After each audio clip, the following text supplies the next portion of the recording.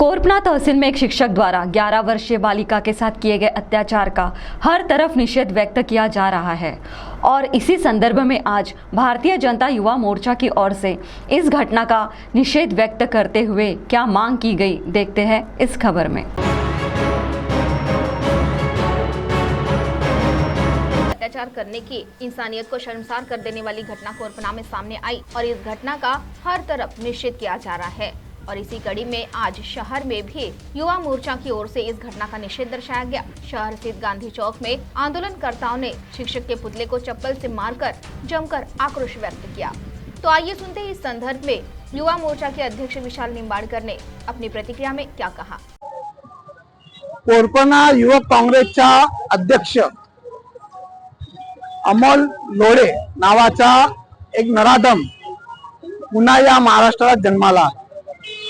आपण बघितलं प्रत्येक न्यूज चॅनलवर एक नराधमाने 12 वर्षीय मुलीवर 12 वर्षाच्या मुलीवर वारंवार अत्याचार केला, नशीले पदार्थ देऊन ते अत्याचार केला। आता असं करण्यात आलं, यामध्ये धागेदोरे खूप लांब लचक धागेदोरे आपल्या समोर भविष्यात येणार आहे।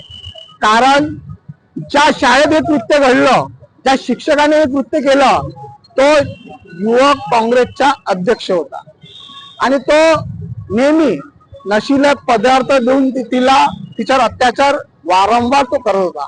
अशा नराधमाला फाशीची शिक्षा तर दिलीच पाहिजे। तर आमच्या भारतीय जनता युवा मोर्चाच्या माध्यमातून आदरणीय पालकमंत्री सुधीरभाऊ मुनगंटीवार यांच्या मार्गदर्शनात जे काही आंदोलन इथं आम्ही करून राहिलेलो आहोत, आमची मागणी आहे की याच्यामध्ये जे साठे गोटे जे त्यांच्यासोबत लिंक जुळलेली आहे त्यांची सखोल चौकशी व्हायला पाहिजे।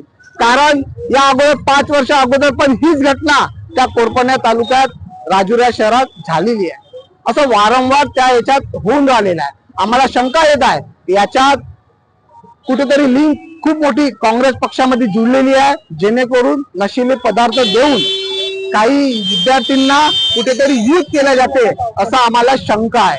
या शंकेची सखोल चौकशी व्हायला पाहिजे आणि या नराधमाला लवकरात लवकर फाशीची शिक्षा दिलीच पाहिजे।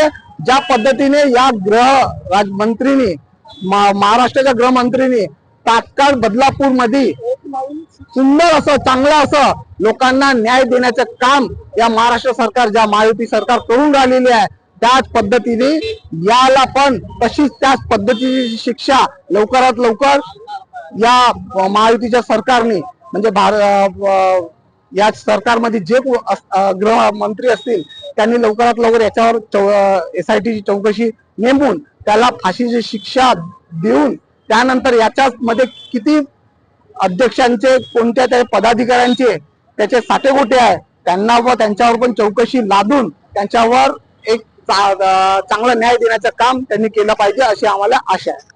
CTV के लिए प्रतिनिधि वैभव यारकर की रिपोर्ट।